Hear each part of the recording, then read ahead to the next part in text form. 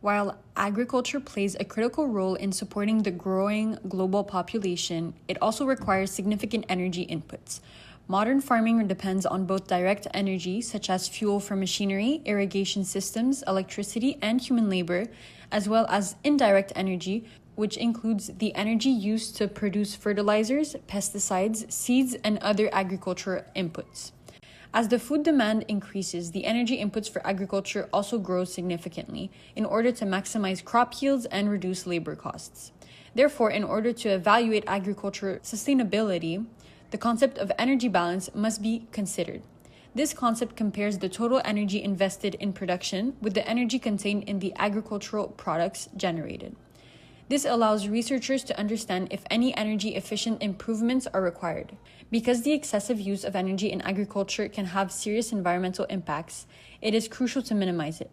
This is the case as it can contribute to soil degradation, water contamination, greenhouse gas emissions, and biodiversity loss. Agriculture first began about 12,000 years ago when humans shifted from nomadic lifestyles to permanent settlements. For most of the pre-industrial period, farming relied on human and animal labor, with nutrients continuously replenished through manuring and crop rotation, and maintaining high energy returns without degrading the land.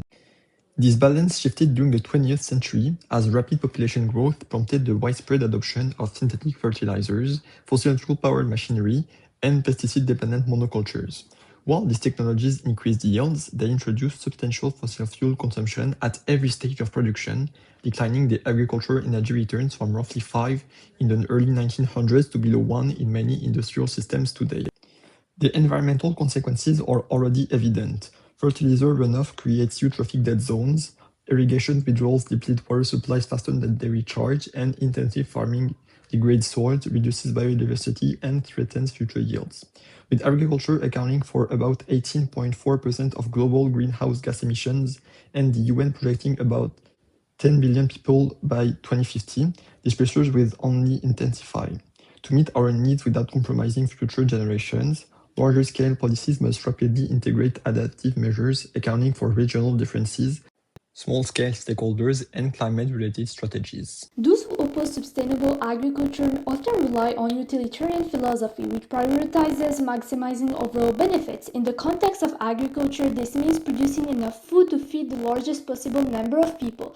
As the global population continues to grow, opponents argue that increasing energy inputs, such as pesticides, is necessary to maximize food production, even if they lead to irreversible environmental damage.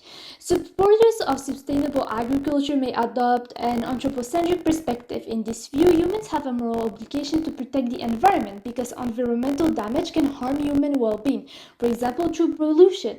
This ethic is derived from philosophers such as Aristotle, who argued that nature exists for human purposes, and Immanuel Kant, who suggests that cruelty toward nature may encourage cruelty toward other humans. Therefore, protecting the environment is considered morally important, not because it has worth, but because it benefits humans. In contrast to the anthropocentric view, the ecocentric perspective gives moral value to the environment itself. In this approach, moral consideration is extended to living and non-living beings, and humans and nature are seen as interconnected rather than separate. In general, they oppose intensive agriculture as it does not maintain the integrity, stability, and beauty of the biotic community. Recent news coverage highlights how energy-intensive agriculture can impact the environment negatively. One widely reported example is the Gulf of Mexico dead zone. According to the U.S. National Oceanic and Atmospheric Administration, fertilizer runoff from large-scale farming in the Mississippi River Basin leads to large algal blooms that remove oxygen from the water, harming the ecosystems. This shows how energy-intensive inputs like synthetic fertilizers can create major environmental consequences. At the same time, many news outlets report on the growth of precision agriculture technologies. For example, Reuters has reported that farmers are increasingly using GPS-guided tractors, drones, and soil sensors to apply fertilizers and water more efficiently. These technologies reduce unnecessary energy use while maintaining crop yields. Now, what are the roles of engineers?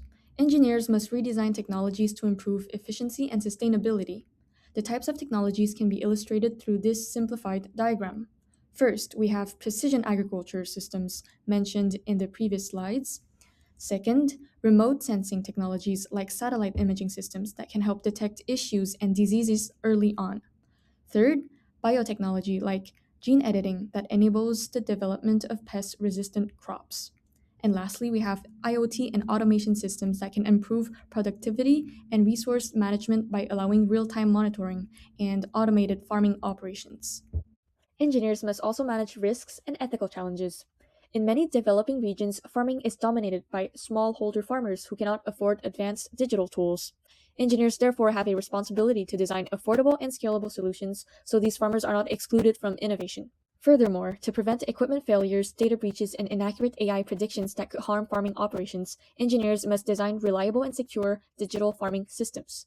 So to wrap it up, the next steps are 1. Expand research in smart technologies.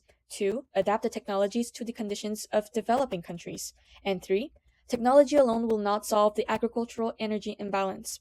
Collaboration between engineers, farmers, scientists, and policymakers must be encouraged to develop effective solutions. Ultimately, as the global population grows and agriculture requires increasing energy inputs, engineers must help improve the energy balance of food production while protecting the environment.